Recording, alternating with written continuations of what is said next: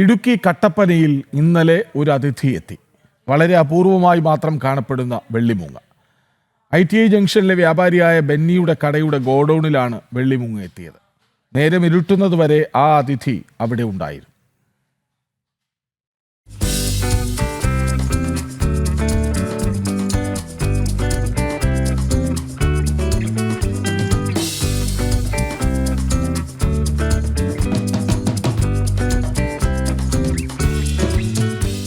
ഹൃദയത്തിന്റെ ആകൃതിയിലുള്ള വെളുത്ത മുഖം വെട്ടിത്തിരിച്ച് കാലുകൾ ചിറകുകൾക്ക് കീഴിലൊതുക്കി കണ്ണുകൾ ചിമ്മി ശാന്തമായി വിശ്രമിക്കുന്ന വെള്ളിമൂങ്ങ.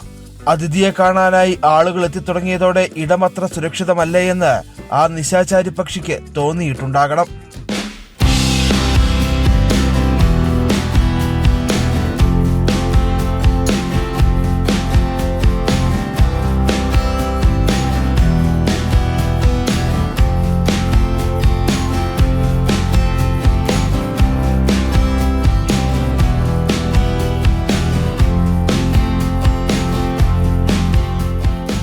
രാവിലെ കട തുറക്കാനെത്തിയ ബെന്നിയാണ് മേൽക്കൂരയിലെ തടികളിലൊന്നിൽ വെള്ളിമൂങ്ങയെ കണ്ടത്. ആദ്യം എന്തെന്ന് മനസ്സിലായില്ലെങ്കിലും ഗൂഗിളിന്റെ സഹായത്തോടെ ആളെ തിരിച്ചറിഞ്ഞു. തുടർന്ന് വനം വകുപ്പിൽ വിവരമറിയിച്ചു. രാവിലെ 9 മണിയാകുമ്പോഴാണ് കട തുറക്കുന്നത്. കട തുറന്ന് ഇറങ്ങി വന്നപ്പം ഗോഡൌൺ തുറക്കുന്നപ്പോൾ ലൈറ്റ് ഇട്ട് കഴിഞ്ഞപ്പോൾ ഇവിടെ ഇങ്ങനെ വെട്ടം അവിടെ അടിച്ചു കഴിഞ്ഞപ്പോൾ അവിടെ ഒരു വെള്ളിമൂങ്ങ ഇരിക്കുന്ന കണ്ടു. ഇത് വെള്ളിമൂങ്ങ ആണെന്ന് എനിക്കറിയില്ലായിരുന്നു. അത് ഞാൻ ഗൂഗിളിൽ അടിച്ചു നോക്കിയപ്പോൾ വെള്ളിമൂങ്ങയാണെന്ന് മനസ്സിലായി. അന്നേരം മാധ്യമപ്രവർത്തകരെ വിളിച്ചു. അവർ വന്ന് ഇത് ഷൂട്ട് ചെയ്യുന്നുണ്ടായിരുന്നു.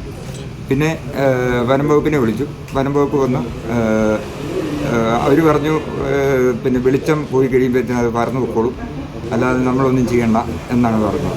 രാത്രി സഞ്ചാരത്തിനിടെ ഗോഡൌണിൽ വന്ന് കയറിയതാവാം വെള്ളിമൂങ്ങയെന്നാണ് വനം വകുപ്പിന്റെ നിഗമനം. വൻമരങ്ങളിലും കെട്ടിടങ്ങളിലുമാണ് വെള്ളിമൂങ്ങകൾ പകൽ സമയം ചിലവഴിക്കുന്നത്. രാത്രിയാകുന്നതോടെ ഇര തേടിയിറങ്ങും. അസാമാന്യ കാഴ്ചശക്തിയും കേൾവിശക്തിയുമുണ്ട് വെള്ളിമൂങ്ങകൾക്ക്. ശബ്ദത്തിലൂടെ ഇരയുടെ നീക്കങ്ങൾ മനസ്സിലാക്കി വളരെ വേഗത്തിൽ പറന്നെത്തിയവയെ ചുണ്ടുകളിൽ ഒതുക്കും. വെള്ളിമൂങ്ങകൾക്ക് മാർക്കറ്റിൽ കോടികളാണ് വില. വനം വകുപ്പിന്റെ ഷെഡ്യൂൾ 2 പെടുന്ന വെള്ളിമൂങ്ങകളെ പിടിക്കുന്നതും കൈവശം വയ്ക്കുന്നതും 8 വർഷം വരെ തടവും പിഴയും ലഭിക്കാവുന്ന കുറ്റമാണ്.